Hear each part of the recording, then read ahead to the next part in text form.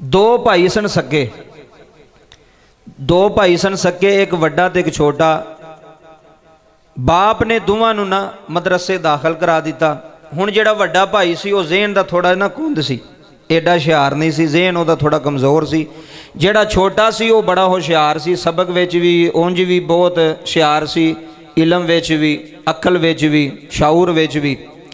दो भी भरा एक दिन मदरसे दाखिल होए, 2 साल गुजर गए। जिहड़ा छोटा भरा सी ना उन्हें हिफज मुकम्मल कर लिया। की कीता? कुरान पाक हिफज उन्हें कर लिया 2 सालों में। एडा ज़ाइन सी। हुण जिहड़ा वड्डा भरा सी वो की करदा सी, उहदा ध्यान सबक अल थोड़ा सी, याद भी करदा सी पर याद नहीं सी हुंदा, ज़हन इन्ना नहीं सी, शऊर इन्ना नहीं सी। वो उस्ताद दे की करदा सी, काम करदा सी। उस्ताद दे कपड़े धोने, कपड़े धो के उन्होंने इस्त्री करना, उस्ताद दी जुत्ती साफ करनी, जेड़े भी उस्ताद दे काम होंदे सन, कमरे की सफाई करनी, कपड़ियां नूं धोना, जुत्ती साफ करनी, सारे काम जेड़े उस्ताद दे ना वो वड्डे भरा ने करने। उन्हें की कीता? उन्हें 6 सपारे हिफज किए 2 सालों च, वड्डे ने। तो छोटे ने पूरा कुरान पाक उन्हें हिफज कर लिया, सीने संभालिया पूरा कुरान। हुण चंद दिनों तो बाद दस्तारबंदी सी, जिहड़ा बंदा हिफज करदा है उहदी दस्तारबंदी की जाती मदरसे की तरफों। वो घर वालियां नूं भी बुलाते हैं, रिश्तेदार भी आउंदे ने, सारे महल्लेदार भी आउंदे ने, उस्ताद भी इकट्ठे होंदे ने, आके ना उन्होंने दस्तारबंदी करते हैं, उन्होंने पगड़ी बन्नते हैं, उन्होंने दस्तारबंदी किया जाता। हुण 2-3 दिनों तो बाद मदरसे के अंदर महफल सी, दस्तारबंदी सी।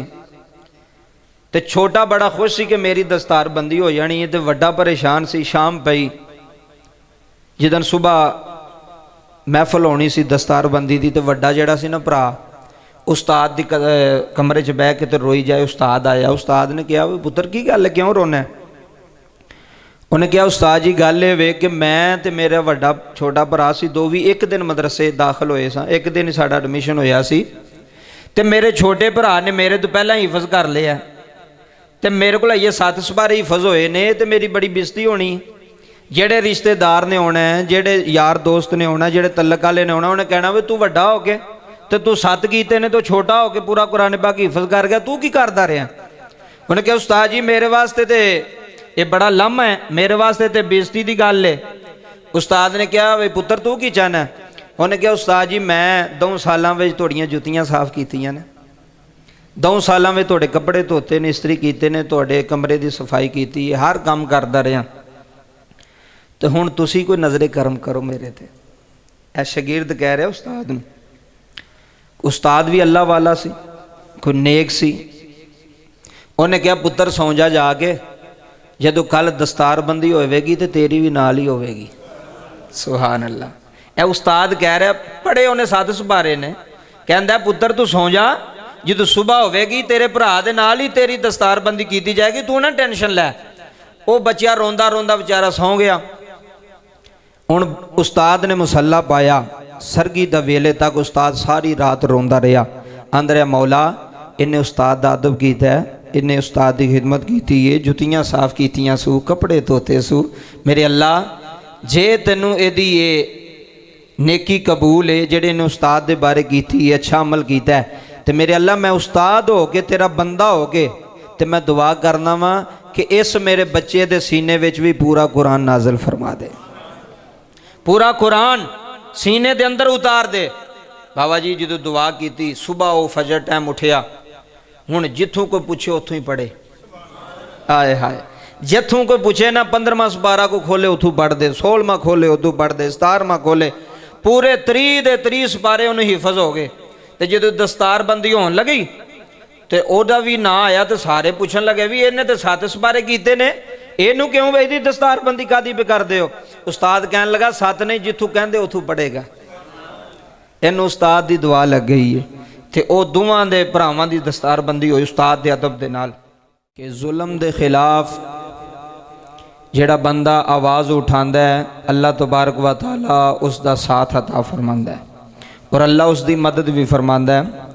एक वीडियो नज़र के सामने गुजरी और देख के बड़ी खुशी हुई, बड़ा अच्छा लग्या, थोड़े नाल शेयर करनी है क्योंकि अच्छी बात जिहड़ी है दूसरे लोगों तक पहुँचानी चाहिए कि साढ़े आर्मी चीफ जेड़े मौजूदा मुल्क पाकिस्तान के आर्मी चीफ ने जनरल आसम मनीर साहब, उन्होंने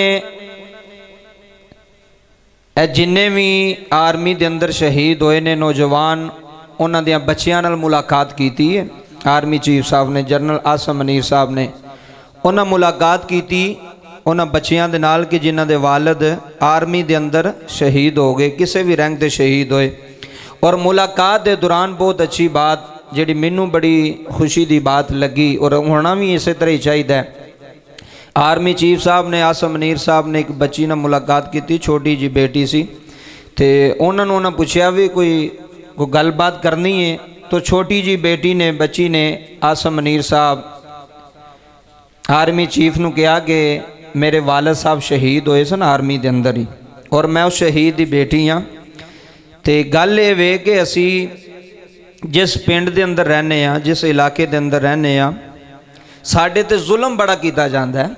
ये आसम मनीर साहब नू बच्ची गल भी कर दी है, गुफ्तगू कर रही है आर्मी चीफ नाल कि साढ़े ते जुल्म होंदा है, साडा बाबा सिर ते कोई नहीं, आर्मी के अंदर ही शहीद होए ने, तो तुहानू ये दसना चाहनी हाँ कि साढ़े ते जुल्म होंदा है। आर्मी चीफ ने पूछा कि तुसी किन्ने भैन भाई हो, उन्हें कहा सब नाल वड्डी मैं ही हाँ, मेरे तो छोटी मेरी भैन भी ते भरा भी ने, बकाया सारे छोटे ने, मैं सब नाल वड्डी हाँ, तो काम काज करने वाला भी कोई नहीं। तो आर्मी चीफ साहब ने उन्होंने पूछा भी थोड़े तो किहड़ा जुल्म होंदा, उन्हें कहा भी जो सैलाब होंदा ना साढ़े इलाके कोई सिंध वाली जगह पर कोई रहने वाले, जो सैलाब होंदा साढ़े इलाके 6 महीनों तो बाद, साल तो बाद, तो असी हाँ माड़े, तो बाप सिर ते कोई नहीं है, भी यतीम हाँ, तो साढ़े इलाके का जिहड़ा वडेरा है ना, उहदी ज़मीन साड़ी ज़मीन दे नाल लगदी है। तो इस तरह करता है कि जो पानी होंदा है ना, वो अपनी फसल बचाने वास्ते वो अपना ज़मीन का पानी साड़ी जगह में जिहड़ा ना खोल दिंदा है। उन्होंने पता कि इन्हां किहड़ा बोलना है, छोटे बच्चे ने, बेवा औरत है, इनू किहड़ा इहदा किसी ने साथ देना है या इहदे बारे किसी ने कोई गल उठानी है। तो इस वास्ते जुल्म की इंतहा ये वे कि उस वडेरे ने अपना पानी, अपनी फसल बचा के उन्हें यतीमां की फसल में पानी खोल देना कि इन्हां दी जगह खराब होवे, इन्हां दी फसल खराब होवे। उस बच्ची ने आर्मी चीफ जनाब सैयद आसम मनीर साहब ने यह शिकायत की थी।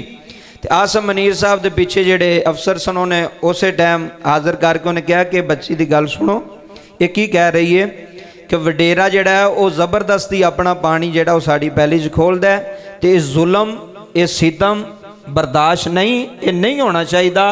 उस वडेरे नू पैगाम दिओ कि अपना पानी सामभ के रखे, वगरना तेरा पानी किसी होर पासे भी जा सकता है। ये आर्मी चीफ ने अपना बयान जारी किया और मैनू पता है कि जे आर्मी चीफ ने कह दिता है तो इंशाअल्लाह उहदे ते अमल हो जाएगा।